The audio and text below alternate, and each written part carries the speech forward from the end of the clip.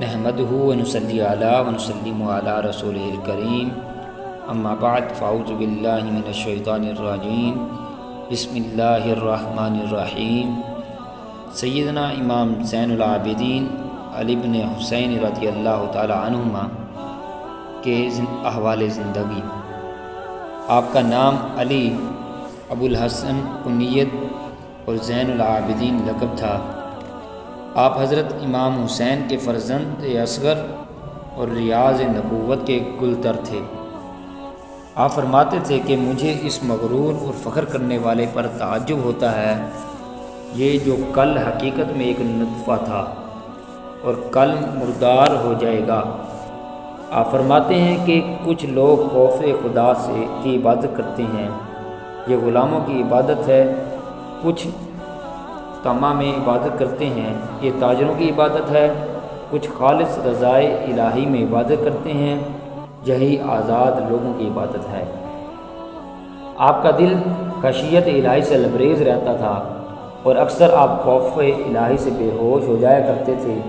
ابن عینیہ کا بیان ہے کہ حضرت امام علی ابن حسین رضی اللہ تعالی عنہما حج کے لیے احرام باندھنے کے بعد جب سواری پر بیٹھے تو خوف سے ان کا رنگ زرد پڑ گیا اور ایسا لرزہ طاری ہوا کہ زبان سے لبیک تک نہ نکل سکا۔ لوگوں نے کہا، آپ لبیک کیوں نہیں کہتے؟ فرمایا، ڈر لگتا ہے، ایسا نہ ہو کہ میں لبیک کہوں اور ادھر کہیں سے جواب ملے، لا لبیک، تیری حاضری قبول نہیں۔ لوگوں نے کہا، مگر لبیک کہنا تو ضروری ہے۔ لوگوں کے اصرار پر کہا، مگر جیسے ہی زبان سے لبیک نکلا بے ہوش ہو کر سواری سے گر پڑے اور حج کے دن تک یہی کیفیت جاری رہی۔ آپ ہر روز 1000 رکعت نوافل ادا کرتے تھے اور وفات تک اس معمول میں فرق نہ آیا۔ اس عبادت کی وجہ سے زین العابدین لقب سے ملقب ہوئے۔ قیام اللیل میں سفر و حضر کی کسی بھی حالت میں ناغہ نہ ہوتا تھا۔ اخلاص فی العبادت اور خشیت الہی کا یہ حال تھا کہ حضوری کے وقت سارے بدن میں لرزہ طاری ہو جاتا تھا۔ عبداللہ بن سلیمان کا بیان ہے کہ جب آپ نماز کے لیے کھڑے ہوتے تو سارے بدن پر لرزہ طاری ہو جاتا۔ لوگوں نے پوچھا، آپ کو یہ کیا ہو جاتا ہے؟ فرمایا، تم لوگ کیا جانو، میں کس کے حضور میں کھڑا ہوتا ہوں اور کس سے سرگوشی کرتا ہوں۔ ماہویت کا یہ عالم تھا کہ نماز کی حالت میں کچھ ہو جائے آپ کو خبر نہ ہوتی تھی۔ ایک مرتبہ آپ سجدہ میں تھے کہ کہیں پاس ہی آگ لگ گئی۔ لوگوں نے آپ کو بھی پکارا، اے ابن رسول صلی اللہ علیہ وسلم، آگ لگ گئی ہے۔ ابن رسول صلی اللہ علیہ وسلم، آگ لگ گئی، لیکن آپ نے سجدہ سے سر نہ اٹھایا تاکہ آگ بجھ گئی۔ لوگوں نے پوچھا کہ آپ کو آگ کی جانب اس قدر بے پرواہ کس چیز نے کر دیا تھا؟ فرمایا، دوسری آگ جو آتش دوزخ ہے۔ انفاق فی سبیل اللہ، فیاضی اور دریا دلی آپ کا خاص وصف تھا۔ آپ خدا کی راہ میں بے دریغ و دولت لٹاتے تھے۔ فقراء اور اہل حاجت کی دستگیری کے لیے ہمیشہ آپ کا دست کرم دراز رہتا تھا۔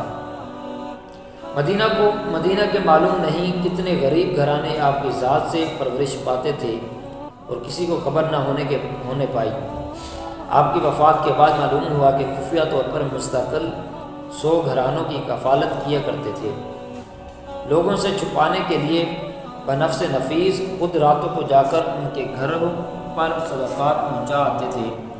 مدینہ منورہ میں بہت سے لوگ ایسے تھے جن کی معاش کا کوئی ظاہری وسیلہ نہ ہوتا تھا۔